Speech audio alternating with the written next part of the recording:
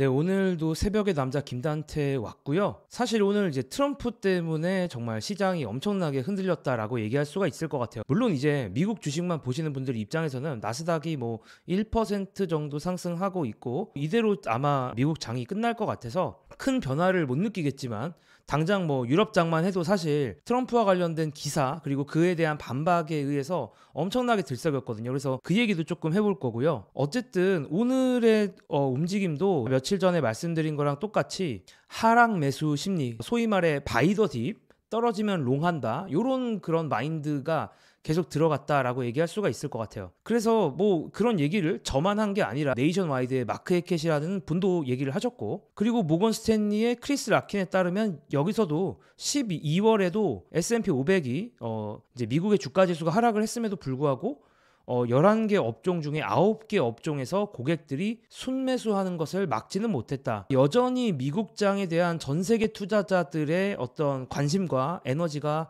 강하다라고 얘기할 수가 있을 것 같고요. 매크로 지표 중에서는 금요일날 고용 보고서가 나올 테니까 이제 그거를 보고 또 얘기를 해야 될 것 같은데, 보고서가 아주 드라마틱하게 나오지 않는 이상 연준의 좀 느려진 금리 인하 속도를 막지는 못할 거다, 이런 생각을 가지고 있더라고요. 그리고 제가 너무 중요해서 커뮤니티에도 공유를 했었던 건데, 마이크로소프트가 블로그에 이제 글을 썼습니다. 마이크로소프트가 공식 블로그에 글을 썼는데 뭐 내용은 막 웅장한 내용이죠. 미국 AI를 위한 황금 기회 뭐 이런 제목의 글인데, 투자자들은 뭐 그런 내용 별로 관심 없죠. 우리 관심 있는 거 뭐야? 돈 얼마나 쓸 거냐? 이거 관심 많은데, 마이크로소프트가 블로그에 공개한 바에 따르면은 2025년 회계 연도 기준으로 AI 데이터 센터 구축에만 80빌리언 달러를 투자한다, 이렇게 발표를 했거든요. 이 80빌리언이면 뭐 한국 돈으로 100조 원이 넘는 엄청 큰 돈인데, 기존의 컨센서스보다 훨씬 더 큰 규모입니다. 그래서 기존의 컨센서스는 마이크로소프트가 2025년 회계 연도 기준으로 60빌리언을 쓴다라고 했고, 26년에는 67빌리언 정도를 사용한다라고 했기 때문에 이거 자체가 엄청나게 큰 폭의 변화죠. 절대적인 숫자만 봐도. 그리고 제가 조심스럽게 점쳐보자면 마이크로소프트의 이런 엄청난 AI 데이터 센터 관련된 지출은 다른 빅테크 업체들의 추가 지출을 자극하지 않을까, 이런 생각이 들어요. 왜냐하면 이게 일종의 약간 게임 이론처럼 되어 가고 있거든요. AI가 너무 중요한 것들이 계속 밝혀지는 그런 상황이다 보니까 마이크로소프트가 나 더 투자 많이 할 건데 이렇게 손을 들고, 그럼 옆에 있는 뭐 구글도 아니면 메타도 아니야 나도 투자 많이 할 거야, 이렇게 손을 들어가는 그런 상황으로 이어지지 않을까라는 생각을 하고요.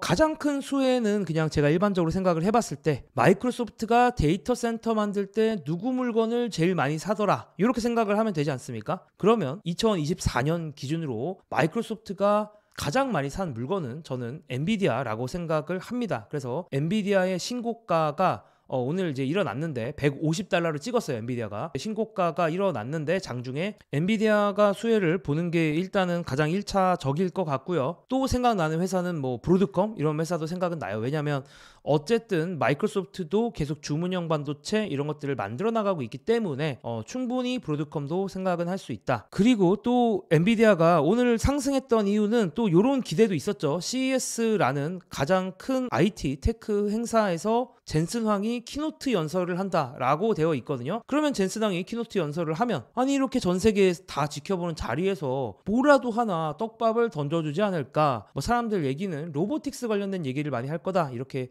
얘기를 하고 있긴 합니다. 참고로 젠슨 황, 오늘 사실 또 장의 화제는 마이크로소프트도 화제였는데, 사실 오늘 화제는 또 트럼프가 오늘 이 중심에 있었습니다. 왜냐하면 워싱턴 포스트에서 어떤 보도를 했었냐면, 익명의 정보원에 의하면 트럼프가 관세와 관련돼서 요즘에 정말 핫하지 않습니까? 원래는 트럼프가 이제 원래 공약에서도 보편 관세를 하겠다. 보편 관세를 한다는 건 뭐냐면 모든 물건에 대해서 관세를 때리겠다라고 트럼프가 이야기를 하고 있었는데, 워싱턴 포스트의 기사에 따르면은 아니야, 트럼프가 보편 관세를 하는 품목은 일부 품목으로 제한이 될 거야, 이런 뉴스를 워싱턴 포스트가 때렸거든요. 그래서 사실 이 뉴스가 아마 나자마자 유럽 주식시장이 좀 난리였어요. 왜냐하면 유럽에서 또 이제 미국에 수출하는 물건들이 많기 때문에 보편 관세가 아니다라고 하면 유럽의 수출 업체들 입장에서 얼마나 좋아. 그래서 유럽 시장이 난리였고, 국내 주식시장 투자하시는 분들도 많이 난리였는데, 자, 트럼프가 바로 본인의 소셜 계정이죠. 본인의 SNS 계정에서, 자, 워싱턴 포스트에 올라온 거는 가짜 뉴스다. 그런 건 존재하지 않는다. 그럼 결국 말해서 뭔 얘기죠? 보편 관세 할 거지롱, 이렇게 이야기를 트럼프가 했죠. 다시 한번 재확인을 했다라고 볼 수가 있습니다. 자, 그러다 보니까 시장에서도 좀 큰 움직임이 일어났고, 이건 뭐 12월 27일 뉴스긴 하지만 사실 글로벌 공급망 자체가 패닉이 지금 일어나고 있다라는 얘기가 계속 들려오고 있거든요. 왜냐하면 이런 공급망, 물건을 만들어서 미국으로 수출하는 업체들 입장에서는 트럼프에 대비를 해야 된다라는 생각이 있는데, 이렇게 트럼프가 보편적 관세, 좀 빡센 관세 정책을 들고 나올 거다라고 하니까 이들 입장에서 도대체 어떻게 해야 되느냐, 이것 때문에 지금 너무나도 혼란에 빠지고 있습니다. 특히나 제조업 같은 경우는 내부적인 어떤 라인을 바꿔야 될 수도 있고, 물건을 제조하는 방식을 바꾼다는 게 뭐 하루아침에 되는 게 아닌데, 사실 트럼프가 어떻게 할지를 정말 모르다 보니까 트럼프 일기 때 관세를 맞아본 경험도 있죠. 그러다 보니까 이걸 어떻게 해야 되냐, 지금 되게 많은 패닉이 일어나고 있습니다. 참고로 지금 글로벌 공급망 업체들에서는 주문 물량을 좀 앞당겨서 한다, 이런 얘기도 많죠. 그래서 지금 중국에서도 물건이 나가는 것도 엄청나게 많고, 미국 LA 항구로도 엄청나게 많은 물건이 들어오고 있습니다. 그리고 이제 공급망을 어떻게 다변화할 건지, 특히나 중국을 좀 어떻게 제외할지, 미국을 어떻게 끼워 넣을지, 뭐 이런 논의들도 많고요. 뭐 주문 물량 앞당기는 거랑 비슷한데 재고 확보에 대한 에너지도 엄청나게 강합니다. 신규 공급업체도 발굴하려고 하고요. 뭐 그러면서 이걸 어떻게 재협상을 해야 되느냐, 가격에 대해서도 어떻게 재협상을 해야 되느냐, 이런 거를 가지고도 지금 엄청나게 혼란에 빠져 있고, 이게 설문조사를 해보니까 글로벌 공급망 업체들이 극도로 패닉에 빠져 있다, 이런 얘기가 있었던 블룸버그 기사고요. 이제 이런 상황이었기 때문에 공급망 업체의 입장에서는 공급망 밸류체인 안에 있는 업체들 입장에서는 엄청나게 환호를 했다가 아닌가 보다라고 하면서 반응을 하고 있다라고 보시면 됩니다. 그리고 이게 또 10년물 금리, 또 미국 국채 금리에도 큰 영향을 줬어요. 그래서 지금 뭐 미국의 장기채, 뭐 10년물이라거나 30년물이 엄청나게 높은 금리를 형성하고 있습니다. 잠깐만 10년물 금리 다시 보면요, 거의 10년물 금리의 금리 수준이 지난번에 강력한 금리 인상 사이클이 있었잖아요. 그 수준과 지금 비슷하고 있고, 이거 자체가 또 증시에도 위협이 될 수가 있기 때문에 금리가 너무 상승하다 보면 기업을 하기도 어려워지거니와 국채라는 투자자 입장에서 대안이 생기기도 하고, 할인율이 되게 커지기도 하기 때문에 국채 금리가 너무 올라가는 건 주식에도 좋진 않거든요. 그래서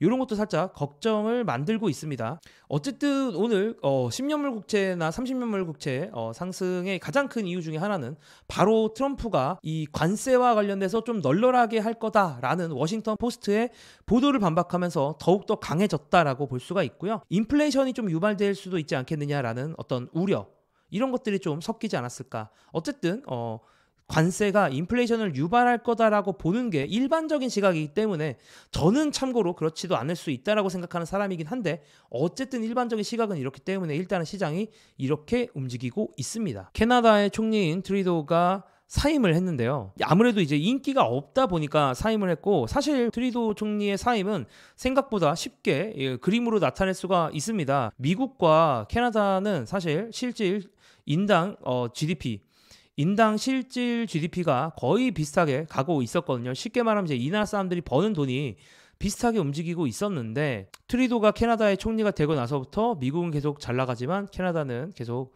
지지부진하고 있습니다. 그 와중에 트럼프는 좀 약간 위로를 해줘야 되지 않나? 트럼프는 그 와중에 미국과 캐나다는 위대한 국가가 될 것입니다 라고 하면서 캐나다의 많은 사람들이 미국의 51번째 주가 되기를 좋아합니다 라고 하면서 합치자, 우리 힘을 합치자. 야, 우리들이 합병하면 관세도 줄어들고 세금도 내려갈 거고, 그래서 끊임없는 중국과 러시아의 위협으로부터 우린 더욱더 안전해질 것이다. 힘을 합치자라고 하면서 보통 사임을 하면 좋은 얘기, 덕담이라도 해주고 그럴 것 같은데, 역시 트럼프는 좀 다른 것 같습니다. 그럼 저는 또 다음 영상으로 돌아오도록 하겠습니다. 감사합니다.